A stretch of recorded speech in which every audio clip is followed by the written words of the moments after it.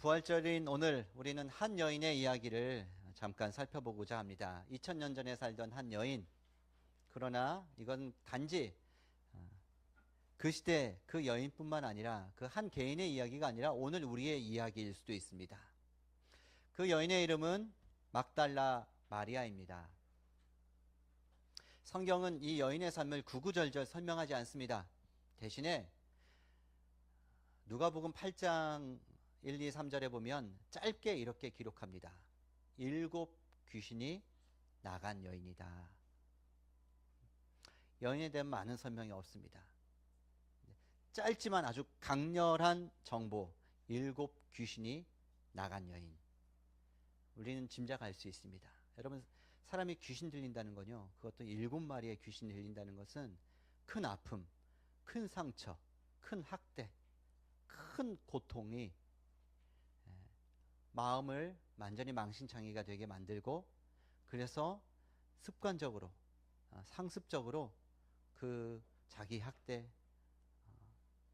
그 내면의 어떤 어려움들, 그걸 반복하는 과정 가운데 그게 영적인 먹잇감이 돼서 귀신들이 달라붙는 거거든요. 그러니까 이 여인은 상처와 고통으로 멍든 그런 삶을 산 여인입니다. 스스로 통제할 수가 없는 사람입니다. 무엇에 끌려다니는 삶. 오늘날로 따지자면 아주 중증 인격장애, 성격장애를 가지고 폐쇄병동에 들어가 있는 그런 심각한 병을 가진, 내면의 병, 삶의 병, 관계의 병을 가진 여인입니다. 그런데 그 여인이 막달라 마리아가 예수님을 만났습니다. 예수를 만나고 인생이 뒤바뀌었습니다. 그 후 이 마리아의 삶에 대해서 짧게 누가복음 8장 1, 2, 3절에 짧게 나오는데요. 예수를 이렇게 섬겼던 여인들 명단이 나오는데 그 중에 이 마리아에 대해 나오고, 마리아에 대해 나오는데 중요한 정보 하나, 7 귀신 들렸던 여인. 근데 예수를 만나고 이분이 완전히 바뀌었습니다. 재산과 모든 것을 바치고 예수님을 열심히 따라다니며 예수님을 섬겼습니다. 예루살렘까지 예수께서 십자가를 지고 가시는 그 길을 동행했습니다. 제자들이 예수를 다 버리고 도망칠 때 마리아는 십자가 아래에서 예수님의 어머니 마리아와 함께 끝까지 예수님이 돌아가시는 장면을 목격하고 그 곁을 끝까지 지킨 여인입니다. 거기에 그치지 않고 예수님의 시신이 내려져서 아리마대 사람 요셉의 무덤, 그 무덤에 옮겨지는 과정, 무덤에 눕혀지는 것까지 따라가면서 다 끝까지 함께 했던 여인입니다. 예수님이 마리아에게 전부였습니다. 전부. 그런데 그 전부이신 예수님이 십자가에서 너무 허무하게 돌아가셨습니다. 사흘이 지났습니다. 이른 새벽입니다. 아직 동트기 전이고 어둑어둑할 때 마리아가 무덤을 찾습니다. 그런데 돌이 옮겨져 있습니다. 무덤이 비어 있습니다. 예수님의 시신이 사라지고 없습니다. 마리아는 마음이 무너져 내립니다. 성경이 그 장면을 독특하게 이렇게 표현하고 있어요. 11절, 울면서 몸을 굽혀 무덤 안을 들여다보니. 여러분, 이 장면을 상상해 보시기 바랍니다. 마리아가 웁니다. 몸을 굽힙니다. 텅 빈 무덤 속을 들여다봅니다. 비어 있습니다. 아무것도 없습니다. 그런데 마리아는 계속 들여다봅니다. 원어로 보면 한번 툭 보고 말았다는 게 아니라 계속 보고 또 보고 반복되는 그런 동사를 쓰고 있습니다. 여러분, 이것이 슬픔의 본능입니다. 없는 거 알아요. 한번 확인했잖아요. 그런데 또 봐요. 자꾸 봐요. 아무것도 없는 그 자리를 반복해서 들여다보는 겁니다. 눈을 비비고 보고, 어두워서 그럴 거야 다시 보고. 마리아의 눈은 살아계신 주님을 찾는 것이 아닙니다. 그분이 누우셨던 자리, 그분의 흔적, 그분의 시신, 그분과 함께했던 지난 날을 찾고 있는 겁니다. 시선이 과거에 박혀 있는 겁니다. 무덤 안에 갇혀 있는 겁니다. 죽으신 몸의 그 몸뚱아리를 찾고 있는 거예요. 우리가 종종 이렇게 사는 것 같습니다. 마리아처럼 텅 빈 무덤 속을 들여다봅니다. 잃어버린 것, 실패한 것, 다 끝나버린 것. 우리는 그 빈자리를 자꾸 들여다봅니다. 원해서 그러는 게 아니에요. 근데 그렇게 돼요. 아물었다고 생각했는데 어느 순간 또 이게 훅 치고 올라옵니다. 어느 순간 내가 또 거기 들어가 앉아 있습니다. 분명히 앞으로 가야 한다는 걸 알면서도 발이 떨어지지 않습니다. 무덤 안을 자꾸만 들여다봅니다. 혹시 여러분 지금 이 자리에 그렇게 계시다가 오신 분 계십니까? 부활의 주님을 우리가 예배 드리러 왔는데 우리의 관심, 우리의 신경이 온통 끝나버린 어떤 것, 잃어버린 어떤 것, 죽어버린 어떤 것, 돌이킬 수 없는 어떤 것에 매여있고 묶여있지는 않습니까? 무언가를 잃은 채로, 무언가에 발이 묶인 채로 그렇게 오늘 이 자리에 와 있을 수 있습니다. 그런데 여러분, 마리아가 바로 그런 자리에 있었고 거기에는 마리아만 있었던 게 아니라 살아계신 예수 그리스도가 함께 하셨습니다. 바로 그때 부활하신 주님이 마리아에게 다가오십니다. 여자여 어찌하여 울며 누구를 찾느냐? 마리아가 돌아봐요. 누군지 알지 못해요. 알아보지 못해요. 동산지기인 줄 압니다. 그 동산을 관리하는 정원사, 동산지기, 동산을 지키는 사람으로 착각합니다. 왜 알아보지 못했을까요? 물론 이 새롭게 부활하신 예수님의 외형이 좀 어떤 변화가 있었던 것 같기도 합니다. 분명히 변화가 있는 것 같아요. 그런데 그 예수님의 외형이 아니라 이 마리아의 심령, 마리아의 마음 안에 어떤 장벽이 있어서 못 알아봤을 수도 있습니다. 그 장벽이 뭘까요? 죽음에 너무 매여 있는 겁니다. 죽은 자는 다시 살아나지 못한다. 돌아오지 못한다. 상식 아닙니까? 세상의 법칙, 세상의 이치입니다. 마리아가 그걸 잘 알고 있었어요. 그러니 설령 눈앞에 이분이 서 계셔도 조금 외형이 다른 모습으로 서 있는데 이걸 받아들이지 못하는 겁니다. 뇌가 거부하는 겁니다. 죽은 사람이 어떻게? 마리아의 내면은 온통 죽음으로 가득 차 있었던 겁니다. 살아계신 예수님이 와도 이것이 인지부조화, 이걸 받아들일 수가 없는 겁니다. 그런데 여러분, 부활하신 예수님이 눈앞에 있는데 이걸 받아들이지 못하고 알아보지 못하는 이 마리아를 알아보게 하고 받아들이게 하고 알아차리게 만든 결정적인 어떤 티핑 포인트가 뭔지 아십니까? 16절 그 순간입니다. 예수께서 마리아야 하시거늘 딱 한마디 하셨어요. 마리아야. 마리아의 이름을 부르셨어요. 이름을 부르십니다. 예수님이 부활의 증거를 제시하는 게 아닙니다. 야, 봐. 교리를 설명하지도 않습니다. 이름을 부르십니다. 마리아야. 그 이름 안에 담긴 것이 무엇입니까?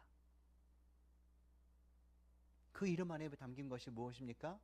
7 귀신이 나갔던 그날들이 담겨 있습니다. 갈릴리에서 흘린 눈물이 담겨 있습니다. 십자가 아래서 버텼던 슬픔이 담겨 있습니다. 이 새벽 홀로 이 어둠 속에 여기까지 찾아온 그 마음, 주님을 향한 열정과 애정이 담겨 있습니다. 마리아의 인생과 그 존재 전체가 담겨 있는 겁니다. 여러분, 예수님은 그 모든 것을 아시고 마리아의 이름을 부르십니다. 마리아야. 교회에서 많이 친하지 않은 분들은 집사님, 장로님, 권사님 부르죠. 근데 간혹 가다가 좀 친한 분들이 이름을 불러요. 그래서 저한테 어색하게 들렸어요. 얘 누구야? 성도 빼고 우리는 성과 이름을 붙여서 이게 딱 해야 뭔가 이게 딱 이렇게 오는데 성을 빼고 이름을 부르는데 저 두 분은 오래전부터 성을 빼고 이름을 부르는 사이로 오랫동안 관계를 맺어왔구나. 그렇게 오랫동안 두 사람만이 아는 추억과 어떤 사연과 이야기와 친밀함을 형성해 왔구나. 이름 안엔 그런 게 담긴 겁니다. 예수께서 마리아야 부르셨어요. 마리아야. 여러분, 그 한마디에 마리아가 깨어났어요.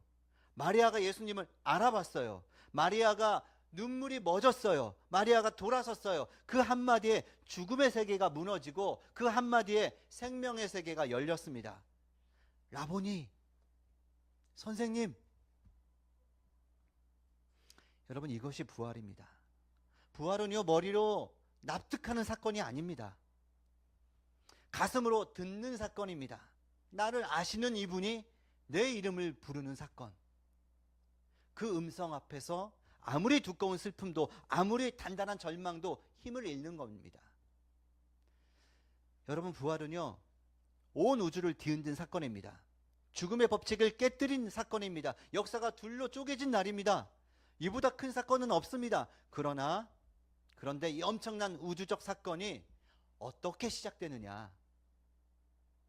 객관적인 정보, 놀라운 지식으로 내 밖에 있었던 그것이 나에게 사건이 되고 나에게 역사가 되고 내 인생의 AD와 BC와 AD를 나누는 나의 사건으로 어떻게 오느냐?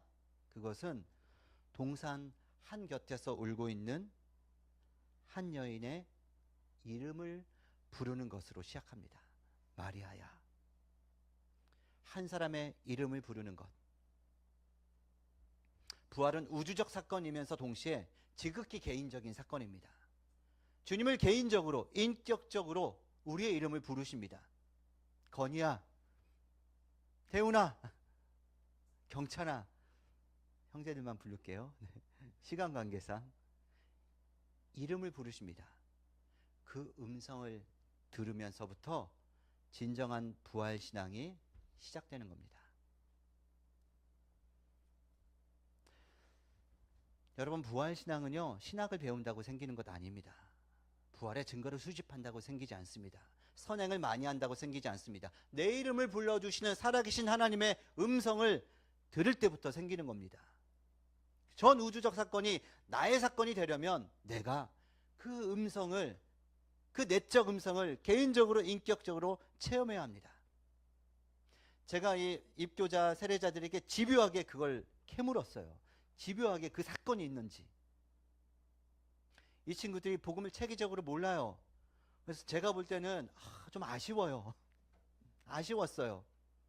근데 그건 차차 지식적으로 제대로 배워가고 알아가고 공부해가면서 알아갈 수 있죠. 근데 그 사건, 그 체험, 말로 다 표현 못하지만 그건 갖고 있더라고요. 그래서 기쁘게 세례와 입교를 줄 수 있게 되었습니다. 여러분은 여러분의 이름을 다정하게 부르시는 그 살아계신 주님의 내적 음성을 언제 들으셨습니까? 그 음성을 한 번이라도 들어본 사람은 압니다. 이걸 설명할 수는 없어요. 그러나 이걸 부인할 수도 없어요. 그 세미한 내면의 음성을 듣는 것, 그것이 부활신앙, 그것이 변화의 시작입니다.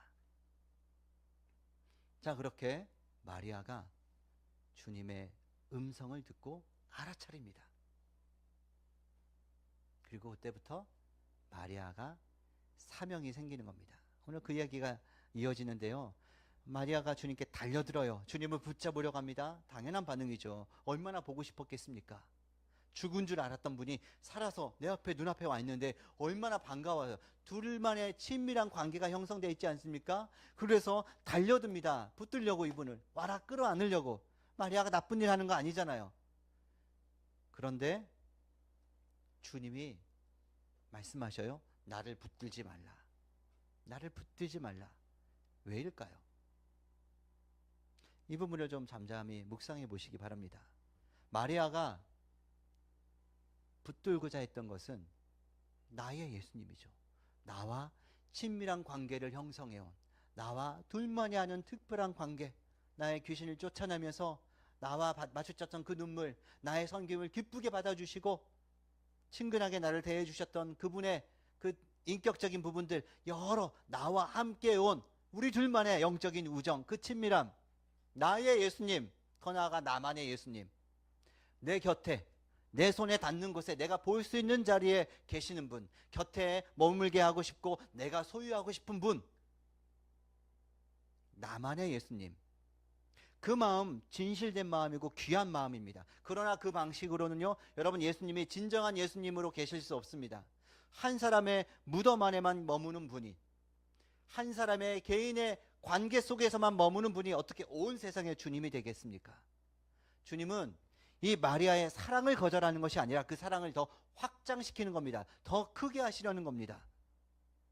나를 붙들지 말라. 그리고 하시는 말씀이 무엇이냐면 내 형제들에게 가서 전하라.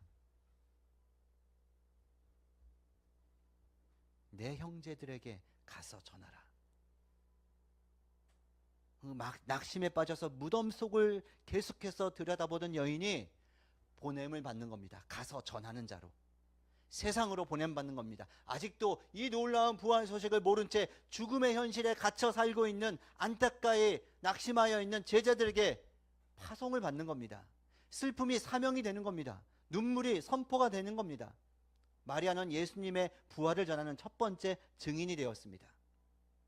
그것은 마리아가 붙들기를 멈추는 순간 비로소 가능해졌습니다. 붙들지 않았기에, 나의 것으로 내가 전적 소유를 하지 않았기에, 독점하지 않았기에 달려갈 수 있었던 것이고 소명을 이룰 수 있었던 것입니다. 사랑하는 성도 여러분, 마리아가 무덤을 들여다보는 동안 주님이 이미 거기에 계셨습니다. 마리아가 알지 못하는 순간에도 이미 거기에 함께 계셨던 겁니다. 살아나셔서. 여러분은 요즘 어디를 들여다보고 계십니까? 혹시 지금도 비어버린 무덤 앞에서 몸을 굽히고 계시지는 않습니까? 내 힘으로 어쩔 수 없는 그 자리를 반복해서 들여다보고 있지는 않습니까? 마리아처럼. 주님은 지금 여러분 뒤에 계십니다. 그리고 여러분의 이름을 부르십니다. 누구야? 왜 울고 있느냐? 왜 죽은 자 가운데서 산 자를 찾느냐? 여러분, 부활신앙은요, 시선의 이동입니다. 시선을 전환하는 것입니다. 무덤을 들여다보던 허리를 펴는 겁니다. 돌아서는 것입니다. 나를 부르시는 살아계신 주님과 눈을 마주치는 것입니다. 부활의 주님을 만난 사람 달라집니다. 더 이상 무덤 앞에 주저앉아 있지 않습니다. 과거에 갇혀 있지 않습니다. 일어섭니다. 달려갑니다. 외칩니다. 내가 주를 보았다. 내가 주를 만났다. 이 부활주일, 여러분의 이름을 부르시는 예수님의 살아있는 그 음성을, 그 세미한 음성을 들으십시오. 그 음성 앞에서 슬픔이 춤이 되고 절망이 노래가 되기를 살아계신 주님의 이름으로 축원드립니다. 함께